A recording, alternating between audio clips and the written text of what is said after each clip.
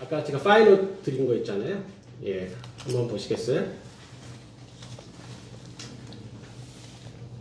자, 그 PPT 첫 페이지에 보면은 네, 그런 내용이 있습니다.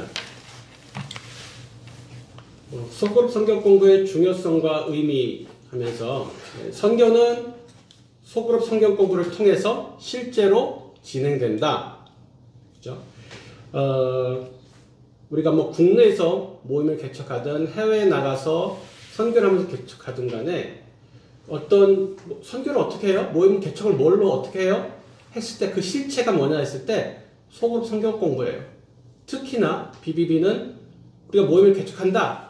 그 말은 곧 소그룹 성경 공부 모임을 시작한다라고 생각하시면 돼요. 그러니까 이걸 빼면은 우리의 사역이 본체가 없는 거죠. 그리고 예수님께서도 대중 설교를 많이 하신 것 같지만 사실은 줄곧 소그룹으로 제자들을 가르치셨다는 거죠. 그리고 이 소그룹이라는 게 그냥 사람 많이 성경 공부하면 어려우니까 몇 명만 모아놓고 공부를 하자 이게 아니라 이게 공동체 형성의 아주 핵심 기초가 되는 모양새 이게 그리고 사람들을 직무하는 툴이 됩니다.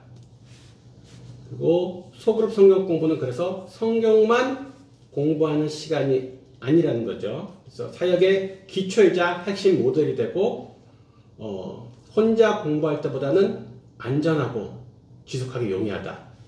혼자서 산으로 갈 수 있는데 여럿이 하다 보면 산으로 갈 확률을 현저히 낮춰주고 그리고 혼자서 계속하기 힘들죠. 네. 그래서 누군가 같이 해주니까 공부하게 됩니다. 자, 소그룹 성경 공부가 흔히 크게 두 가지죠. 하나는 성경을 가지고 장별을 공부하는 거예요. 그렇죠?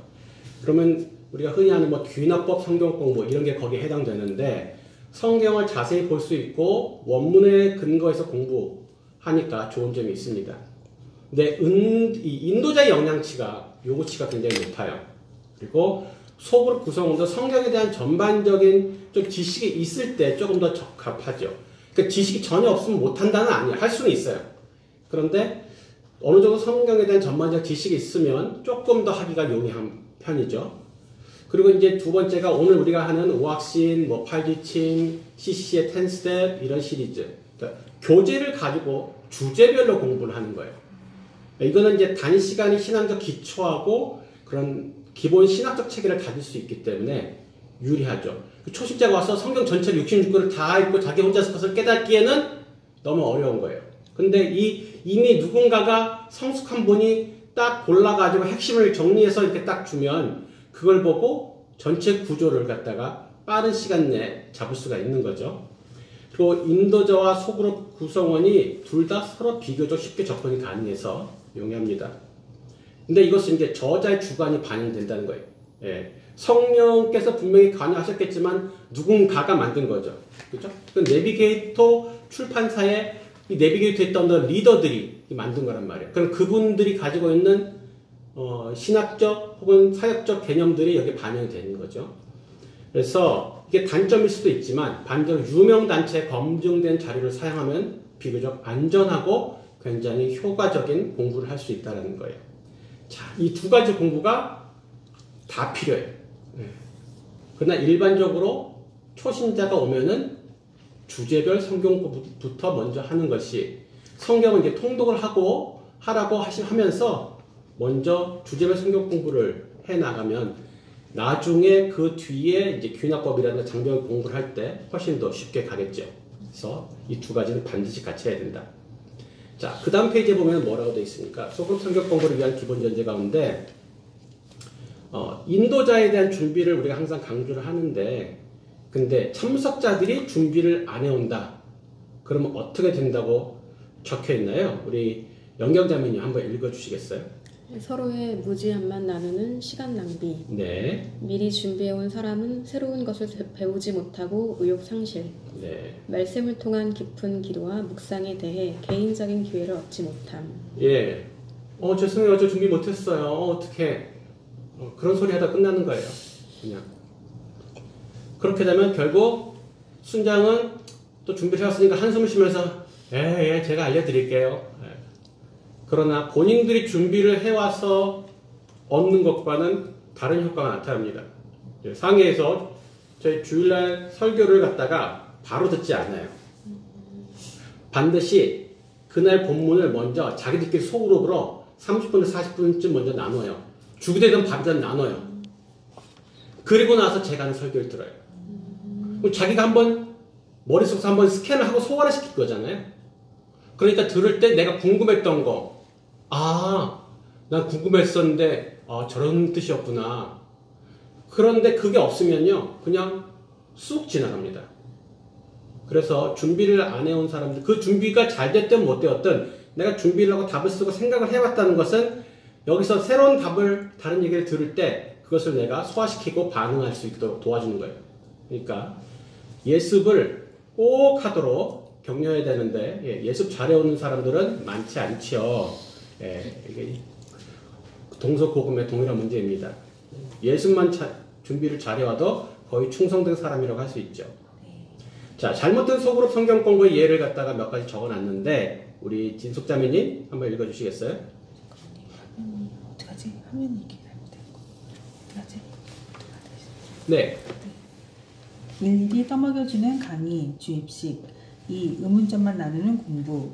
3. 소수가 대화를 독점하여 벌이는 좌담. 네. 정체성과 학습 의욕 상실. 그렇죠. 예.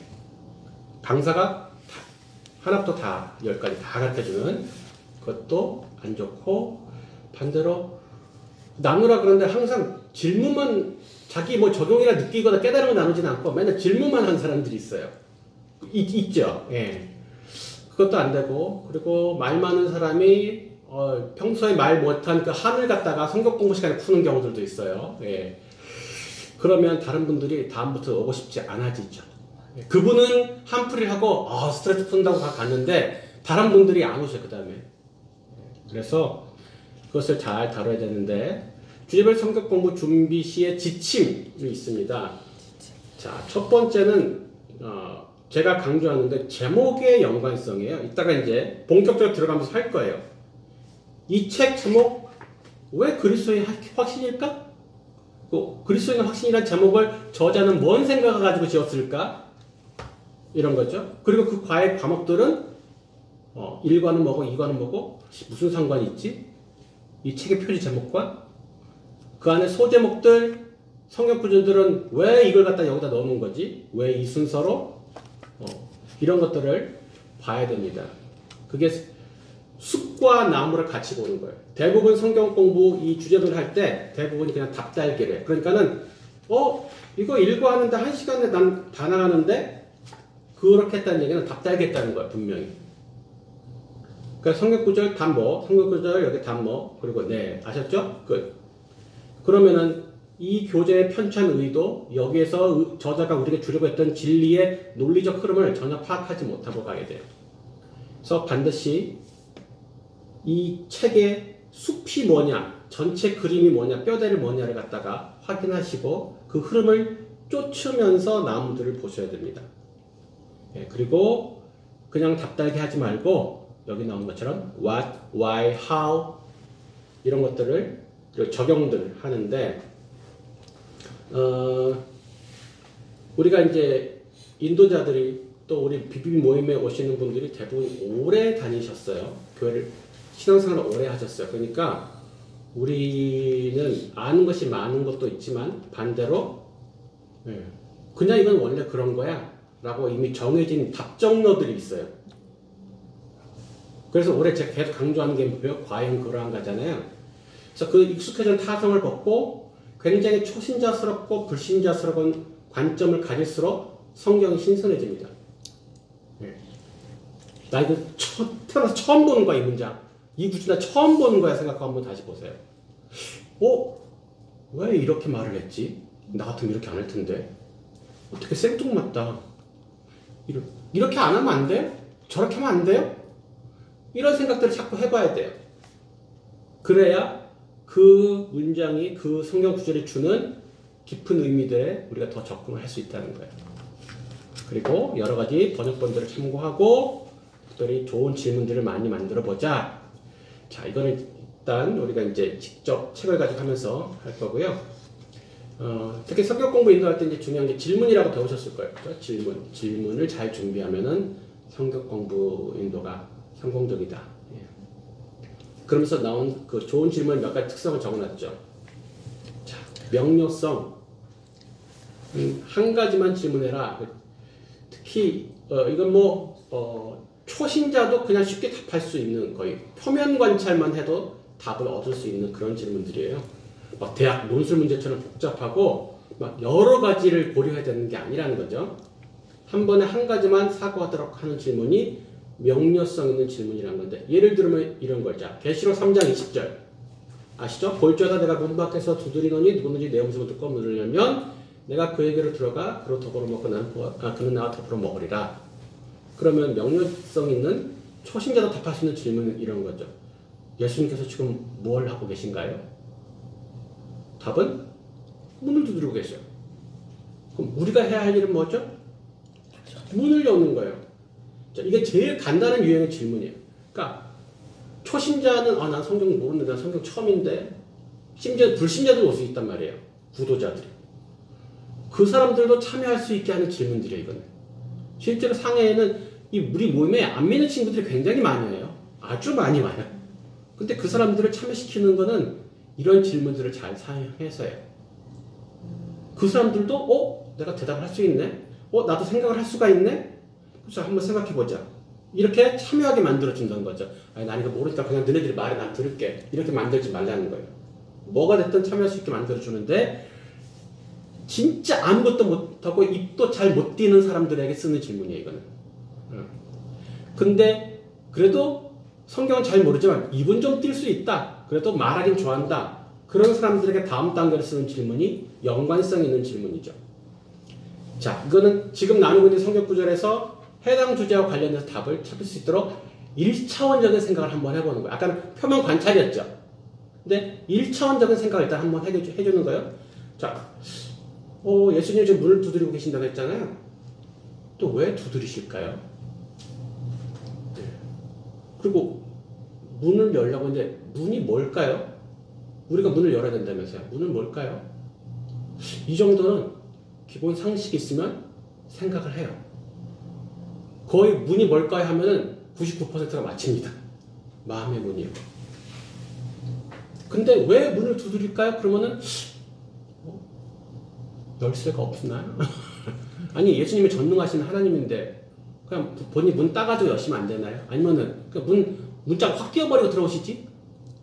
왜 꼭 두드리실까요? 그러게요. 왜 두드리시지? 그러면 이제 거기서 사고를 하다가 예수님은 우리가 문을 열 때까지 기다리시고 들어오시는 거예요. 문을 계시지만 힘으로 문을 부수거나 문을 뜯어내고 들어오시는 분이 아니세요. 전능하시지만 우리가 마음문을 스스로 열어야 돼요. 이제 이런 것들을 유도할 수 있겠죠. 그리고 이런 것들은 이제 초신자도 기신자에게 모두 적합합니다. 여기에서 조금 더 윗단계 이제 질문들은 여기 있는 자극성을 어떤 생각을 조금 더 자극하는 질문이에요. 아주 불신자스러운 생각일 수도 있고, 진짜 이 구절을 나는 그 처음 본다라는 느낌으로 보는 거죠. 아까 말했던 것처럼 예수님은 전능하신데 왜 문을 열고 들어오시지 않느냐. 이게 이제 이 세 번째 자극적인 질문. 그리고 예를 들어 씨 뿌리는 농부의 비유를 봤어요. 근데 농부는 나쁜 땅을 봤으면 씨를 뿌리지 말지 왜 나쁜 땅에 씨를 뿌려서 낭비할까요? 이런 질문을 해볼 수 있어요. 그러게 여기 세 개의 종류의 땅은 나쁘다는데 왜 씨를 뿌리지? 그러게요. 왜 뿌릴까요? 그렇게 생각을 해보겠죠. 거기서 1차원적인 질문을 해줘. 그럼 땅이 뭐래요? 땅 사람 마음 아닌가요? 그렇죠. 씨는 뭐예요? 씨? 그 관찰하면 나와요. 그죠?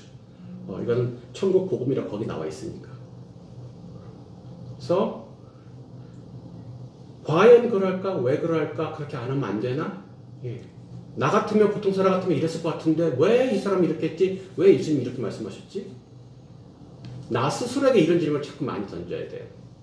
그래야지 피상적 지식과 이해를 벗어난 깊은 의미의 이해와 실제적 적용이 가능해진다는 거예요. 자, 그 다음 페이지에 보시면 주제별 성경 공부 인도 시의 지침이 있죠. 일단 초신자에게 익숙지 않은 교회 전문 용어 사용을 주의한다. 예, 진짜로 초신자가 왔어요. 이 책은 원래 초신자 용이잖아요. 예, 진짜로 교회 처음 갔을 때 같은 한국말인데도 무슨 말인지 모르겠는 말이 있죠. 그리고 그 단어의 뜻도 틀려요. 예, 교제. 교회 밖에 쓰는 교제는 남자 여자가 사귀는 거예요. 교회 안에서는 자꾸 교제한다고 그러니까 누구랑 누가 사귀어요? 그런다고 그래요. 사귀는 게 맞는데, 그죠? 형제자매 간에 사귀는데, 그 뭐, 은혜롭다가 뭔 뜻이지? 네. 잘 모르겠는 거죠. 예. 그래서, 초신자에게 합당한, 적절한, 아니면 교회 안에 전문용어로 써야 될 것 같으면 설명을 해줘가면서 써야죠. 설명도 안 해주고 그냥 자기는 익숙하다고 그냥 막 던져버리고 상대방은 뭘 이렇게 외톨이가 된 듯한 느낌으로 외로운 느낌을 받는 거죠. 나만 아무것도 모르는구나. 자, 그리고 인도자는 진행자이지 선생이 아니다. 이 말을 갖다가 많이 들었을 거예요. 예, 저는 이 말은 반은 맞고 반은 틀리다라고 생각합니다. 성경적이지 않은. 예. 주입식으로 하는 공부가 당연히 안 좋죠. 예. 그러나 모든 것을 질문을 통해서 학생들이 다 대답을 할 수 있게 하느냐? 그것은 불가능하고 예수님이 그렇게 하지 않으셨다는 거예요. 예수님이 질문을 던지셨어요. 근데 질문에 대답을 잘못하는 경우가 너무 많았어요. 그럼 끝까지 제자들이 스스로 답을 캐내도록 예수님께서 계속 질문을 반복해서 두 번째, 세 번째 질문을 던지신 게 아니라고요.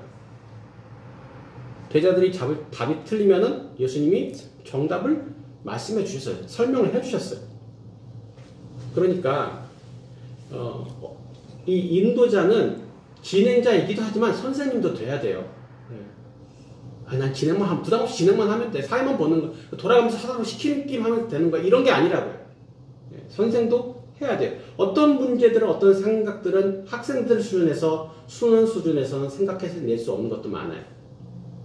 그러니까 인도자가 단순히 진행자만 돼서는 안 된다. 그리고 인도자는 당연히 철저하고 깊이 있게 준비해서 전체 흐름을 잘 파악하고 있어야 한다. 그리고 예화나 시각 보도 자료, 그리고 모든 사람이 한 번 이상씩 나눔을 하도록 한다. 그래서 소그룹의 인원이 너무 많으면 안 돼요. 12명을 해본 적도 있거든요. 인도할 사람이 없어서 12명 앉혀놓고. 근데 그럼 난이도가 올라가요. 정말. 인도자의 난이도가 많이 올라갑니다.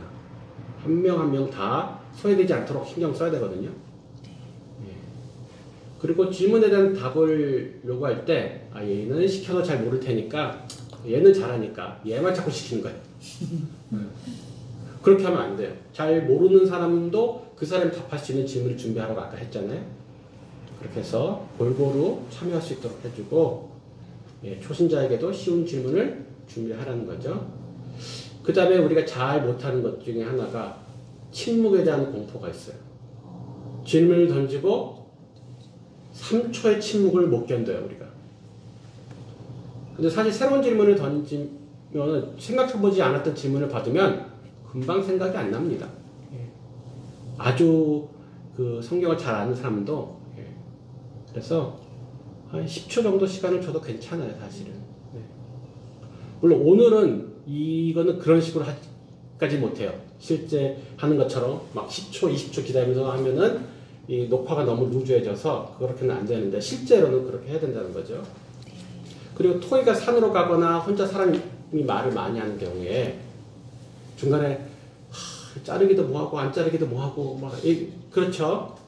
괜히 잘랐다가 마음 상하면 어떡해. 그래서 이것은 사전 고지가 아주 중요합니다. 그래서 사전 고지 없이 중간에 자매님 지금 저희가 시간이 없어서 그런데 그러면은 조금 기분이 나쁠라 그럴 수 있는데 사전 고지를 하는데 그것도 비교적 유머러스한 방법으로 사전 고지를 하는 거예요. 자, 오늘 공부를 하다가 너무 얘기가 산으로 가거나 한 분이 너무 얘기가 길다 싶으면은 제가 할렐루야 그럴 거예요. 네, 그러면 아, 내가 오늘 좀 말이 길었구나 하고 알아서 멈춰주시면 되겠습니다. 그래서 누가 그렇게 말이 많았을 때 할렐루야 그러면은 자기도 크크 웃으면서 예, 기분 나쁘지 않게 정리를 하게 되는 거죠. 그래서 미리 사전 고지를 해놓고 가는 것이 되게 중요하고, 네. 참석자의 질문을 잘 처리하라. 예, 진리를 알기 위해서 필요한 질문인지 아니면 이게 시간만 잡아먹고 도움이 안 되는 질문인지 일단 잘 구분을 하셔야 되고, 항상 바로 순장에 답해 줄 수도 있지만 같이 있는 공부하는 구성원들의 자극을 돕기 위해서 예, 다른 사람에게 질문을 할 수 있어요. 이렇게 질문을 동행자님이 저한테 했어요. 그런데 영경영경 자매님은 어떻게 생각하세요? 그럼 갑자기 이쪽으로 공이 넘어간 거죠. 막 지금 내가 생각을 해야 되는 거야. 또 아무 말 대단지 막 하는 순간에 그래도 생각한다고요, 자기가. 그리고 역질문을 할 수도 있죠. 동현 형제님 저한테 질문했는데, 아, 네. 동현 형제님 본인은 거기에 대해서 어떻게 생각하시는데요? 라고 질문 던진 당사자한테 질문할 수 있습니다. 네. 그리고 그 가운데 인도자는 시간을 봅니다. 내가 충분히 성경과 교감하면서 대답할 시간도 벌 수 있습니다. 예.